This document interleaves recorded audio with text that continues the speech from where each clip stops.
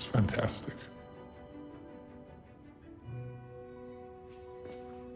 Say that again? It's Barf! Welcome to Screen Crush, I'm Ryan Airy. When Disney bought Fox, most Marvel fans were excited about finally seeing the X-Men in the MCU. Wolverine meets Spider-Man, yay! But I'm more excited to see a studio finally do right by the Fantastic Four and make a great movie for this team. It's clobbering time. There would be no Marvel if it weren't for the Fantastic Four. They're the first family of Marvel Comics. Their stories are about a family of adventurers exploring space and time for the betterment of science and all mankind. And we've never seen any of that in a movie, although the Tim Story films did a pretty good job with the bickering brother dynamic between Ben and Johnny. So now we'll finally get to see these heroes done right in the Marvel Cinematic Universe. Now, part of the fun of introducing characters in the MCU is seeing how well they fit within the framework of the greater story. Quentin Beck, for instance, is an illusionist, so he designed Barf. Carol Danvers was a test pilot in the 90s, so she worked at Project Pegasus. So, how will the Fantastic Four fit inside this greater 23-film saga? I want to pitch how to seamlessly weave them into the existing fabric of the MCU and give a rough outline of what I think their first movie should be. So, first question, should this be an origin story? Patrick Willems made a great Fantastic Four video a few years ago where he made this point. A lot of characters like Spider-Man or Batman, they'll have this key event in their origin, you know, like Bruce Wayne's parents getting murdered or Uncle Ben being murdered, that define them as people and radically change their outlook on the world. They learn a lesson from it, and that sets them on their path to fighting crime and saving the world. And he's right. The hero's origin should change them and reveal the inner heroism lurking inside an otherwise ordinary person. So, with that in mind, here's how I think the Fantastic Four should fit inside of the MCU. The movie begins with a chase scene in a small desert town. A reckless teenage youth has stolen a car and the cops are chasing him. This is Johnny Storm, the future Human Torch. Flame on and shit. Eventually, the cops catch up to him and take him into custody. His sister Susan Storm shows up at the station and uses her military credentials to get him released. And then we find out that their parents have recently died, and she's actually raising Johnny while working at a secret military base. And that base turns out to be Project Pegasus, circa 2011 or 12, where Sue is stationed as a S.H.I.E.L.D. agent. Now, as we know, this is the research facility dedicated to studying the Tesseract in the Avengers. After the events of Thor, the direction of their research changed. S.H.I.E.L.D. wanted to use the cube to make weapons like Hydra did in First Avenger.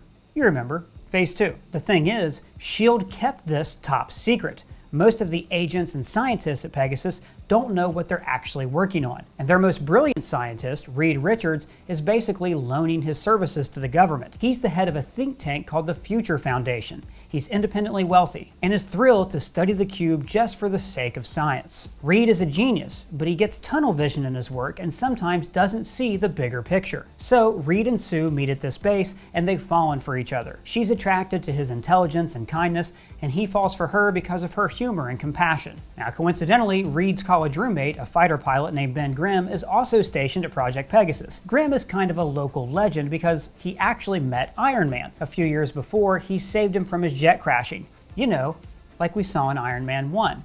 Connections. So, we want to see these characters and how they interact together. Since they're going to become a family, let's give them a family activity. Game night. They get together and play Settlers of Catan or Pictionary, and we get to see them bicker and pout and laugh and get a feel for how they interact together, all before they actually get superpowers. And the whole thing ends with a fight because Ben and Johnny just don't get along. Afterwards, Reed and Sue go out to look at the stars, and she marvels at how beautiful the universe is. And Reed's very analytical, talking about how, oh, that star is a J19 supernova.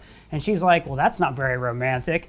And he starts talking about the beauty of it and how that light will spread across the universe for billions of years, and how special it is that the two of them are there in this moment to see it, and how countless life forms on other worlds will see it too. He talks about the beauty of science and their mission to use the Tesseract to explore strange new worlds. He talks about the ship he's building, the Kirby, and how it will move mankind into the future. Now, this conversation does a lot of things. It establishes Reed and Sue's relationship. It shows their differences and what draws them together. But most importantly, it's a mission statement for the Fantastic Four. They're explorers first and heroes second. The next day, Sue is all happy, things are going great, la-di-da, when she makes a shocking discovery. Project Pegasus is secretly using Reed's research to make weapons. What? And they're just letting him think his little Kirby ship is the project's focus. And maybe she can learn this news from Jasper Sitwell or Victoria Hand just to keep it all connected. This horrifies Sue because she doesn't think a human being should have that kind of unchecked weaponry and that we would end up wrecking the planet. Then Sue has a crisis of conscience. Does she keep quiet and do her job? Or does she tell Reed the truth? She decides to tell Reed because in this family, Reed's the brains, Ben's the heart, but Sue is the soul. Reed decides to quit the project, but Sue tells him that that's not enough. The engine of the Kirby is harnessing the Tesseract's energy, and S.H.I.E.L.D. owns the ship. So Reed decides to steal it, and his old buddy Ben agrees to fly it. Sue knows that she'll be thrown in jail for telling Reed the truth, and she's worried what will happen to Johnny if she's gone. So she agrees to go along with them if Johnny can come too. The plan is to leave the base, destroy the ship, and then use her S.H.I.E.L.D. spy skills to hide out somewhere. So they steal the ship. But the escape goes wrong, and they're chased by Quinjets. Reed realizes the only way they can actually escape is to leave the atmosphere. Now Johnny is thrilled to go into space. He's filming the whole thing on his phone, because millennials and stuff. Ben warns about the cosmic rays in the atmosphere, but the ship is about to be shot down, so Reed makes the call. They go to space, and they're hit with the cosmic rays, which act with the engine in weird ways and make the ship disappear. They emergency land on a strange planet in the negative zone. Now that's kind of an alternate dimension that Reed discovers in the comics. They discover they have powers, etc., etc., etc. Hands in the circle, Fantastic Four are formed. So this origin story solves a few problems that have always bothered me. In the FF's original origin, Reed built the rocket, Ben flew it, but there was no reason for Sue and Johnny to be there. Newer versions of the characters have made Sue a scientist like Reed, but that misses the point of her character. Sue is not as scientifically intelligent as Reed. I mean, no one is. She related to him on an emotional level, not an intellectual one. She's the compassionate center of the family. I made her a S.H.I.E.L.D. agent because I also think that she should be the tactical commander of the team. Reed is the strategist. He comes up with the overall plans. But Sue has actual fighting experience. And since her powers to create invisible force fields makes her the most powerful member of the team, it would make sense that she would be commanding them in battle. The other problem with the FF's origin is why they steal the rocket, which originally was so they could beat the communists into space. Darn commies. This change gives them a moral reason to act and to preserve scientific discovery from the military. Now, I'm not going to outline the whole movie. I think that since they're in the negative zone, their main goal should be to get back home. But they find out that this dimension is ruled by a tyrant called Annihilus. You dare enter my realm! He's a bug guy who commands armies of bug guys with a control rod. So the team has to put aside their desire to return home to save the people of the negative zone from Annihilus's tyranny. Annihilus detects their arrival and wants to use their ship to get to Earth so he can conquer another dimension. This is my universe. You may have conquered your world, but this place is mine, by right, and you cannot have it. So the climax of the movie is the Fantastic Four returning to Earth in the present-day MCU, fending off an invading army from the negative zone. And where does this happen? In Manhattan at the former Avengers Tower. So, just as the Avengers were introduced fighting off an army in New York, so are the Fantastic Four. And you can have some fun with it. You know, jaded New Yorkers are like, yeah, what, again? With the aliens? I just rebuilt my hot dog stand. The heroes of the MCU show up to fight off the threat, but this time, it's the Fantastic Four who are leading the charge. This is how they assume their rightful place as the MCU's top superhero team, and how they become celebrities. After Annihilus is defeated, the Fantastic Four are waving to the adoring crowds. Then Sue leans over to Reed and whispers, "I'm pregnant." Cut to credits. But most importantly, our assistant manager Doug gets a cameo in the movie for letting me talk about all this while I should be working. How's that sound, Doug? So, you might have noticed that Dr. Doom is nowhere near this movie.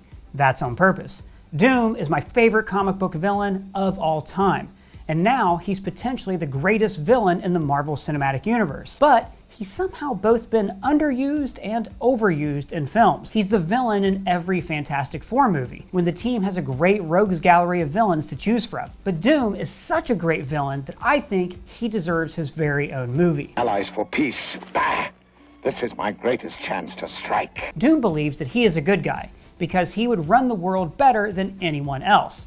So let's see a movie that's the rise and fall of Victor Von Doom, the Michael Corleone of the Marvel Cinematic Universe. We should see his childhood as a gypsy, his mom's deal with Satan. He should study with the Ancient One alongside Caecilius. As he tries to rescue his mother from hell, we should root for Doom's success. And then we see his college days with Reed Richards, his obsession with the occult, and his face-scarring accident. Unable to admit failure, he blames Richards for the accident and swears revenge. After all these events, he returns to his home country of Latveria. He finds the country in disarray, filled with Sokovian refugees after Ultron destroyed their nation. He unites the people and promises them a new beginning when they will return their country to its former glory. So, when Reed Richards suddenly returns to Earth as a superpowered celebrity, Doom notices. Now that both of these characters have had their origin stories, we're setting them up to face each other in countless films. Greetings, Richards. Doom!